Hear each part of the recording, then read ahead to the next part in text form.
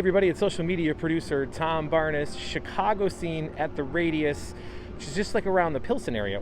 And why? Todd Rundgren is going on tour, but he's going on tour from one spot, 25 city tour, and we're gonna get an exclusive look at what it's like to put on a concert for 25 different cities, individually tailored, coming right out of Chicago here at Radius. We're gonna go and say hi to Mr. Rundgren right now on the Chicago scene. So let's go find him, yeah? All right. Hi everybody, I'm Todd. This is our little pied-à-terre here. Yeah, tell us about it. What was it like getting this started?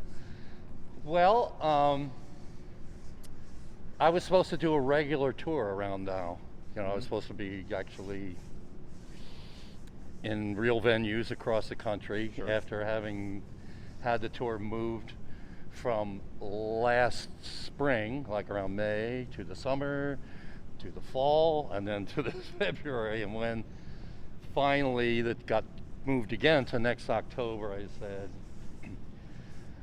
well, essentially, I don't like to just wait around for things to happen to me. I like to make things happen. Sure. So, this is making it happen, I'll tell you that. Yeah, it's pretty happening. It's at least as big as I thought it would be. And actually, when I got in here, it was maybe 150% of what I was thinking about. But it does completely fulfill sort of the vision I had, which is a real show. I'm not just sitting in front of my bookcase doing acoustic versions yeah, for sure. of my songs. So we've gone all in. We found this great space. It's called Radius here in Chicago. We decided to base in Chicago because we deliver the shows in local time. So if we're doing an East Coast show, like for instance, our first show is in Buffalo, even though it's 7 o'clock here, in our heads, it's gonna be 8 o'clock. Sure. We're gonna have clocks in all the dressing areas and stuff like that, and they'll be set to Buffalo time. And reminding you that it's in Buffalo for that night just too? Keep reminding us that we're in Buffalo. It goes beyond that, the entire backstage area. We haven't done it yet, but it'll be festooned with Buffalo memorabilia and stuff like that, and the catering will be buffalo wings. So it'll be the full experience of the city that you're in each individual night. We want to have as much of an experience as the audience does. Yeah. They're already there. They know what it's like to be there. Unfortunately for us, we can't be there with them, because if you've toured for as many years as I have, you're familiar with all these towns, and when you get there, there's walks you like to take and landmarks you like to see and restaurants you like to eat at. Sure. And fans that you recognize. There's so much about, the local aspect. And doing one big show, and this would be enough for one big show. Absolutely. I could have rolled it all into one show, but we do the show at 8 o'clock here in Chicago. It's 9 o'clock in New York, and it's like 6 o'clock, or some ridiculous hour that wouldn't really be when you would go to see a show. So, whole part of it is we don't want them to change their routine, and we want to retain as much of the experience for us as performance as well. What's your favorite aspect of your stage here? You want to swing around and go around, and we can get a little. Yeah, let's get a little look. At it. Yeah. So you're talking earlier about how you set all the dressing rooms to the cities that you're in. Is that pretty much the routine? Even if you were out on the road, just embracing yourself with what? Well, usually when you go to a gig, it's already festooned. It's like sure. People are very proud of their local gigs. As they should be, right? Yeah, some proud music cities. And so usually the dressing room areas are already some sort of representation, some local representation. The most important thing for us is in some ways this, being able to actually see people's faces while we're playing. Those are monitors. Those aren't just pictures. Those will be monitors with real faces. Live video from people who have decided they wanted to sit in the front rows, which is a little, like a normal concert, it's a little more expensive. But they will have the knowledge that we can see them and we can react to them. Which helps you put on a show, right? I mean, just knowing that there's people looking back at you. Yeah, exactly.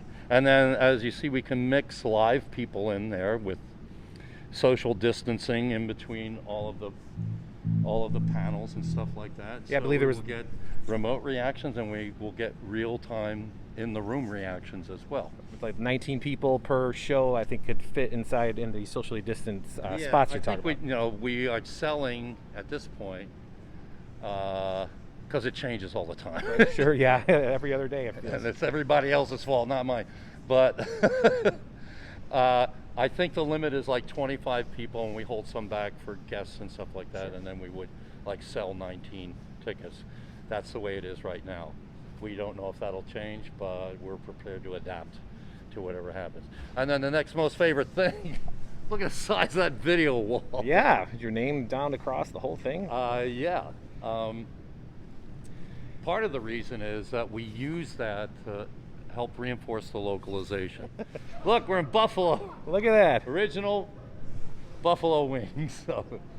So first time they made the playoffs in forever. Before the show, this runs so that everyone will recognize places from their own town, or if you somehow bought a ticket from another town, it helps you get into the mood of being there. At the end of the slide presentation, we put up a big still of a proscenium from a theater in that town, so it'll look like we're actually on a stage. And this is a stage, of course. Yeah, it's live and breathe. I mean, look at this. They have this real performance space. Yeah, talk about this is legit. There's a lot of instruments up here. You got different platforms for all of your bandmates. I got 10 people backing me up. Wow. One of the advantages of not traveling is that you can have a bigger band because there's not only the people who are standing on these things. Look at all the support. Yeah. Infrastructure that goes with all of that, and imagine having to tear that video wall down and all of this stuff and load it into a truck and drive to another town and set it up again. I think it took a whole day probably to set that screen up. So yeah, it's giant. I mean, it doesn't even fit on the screen here.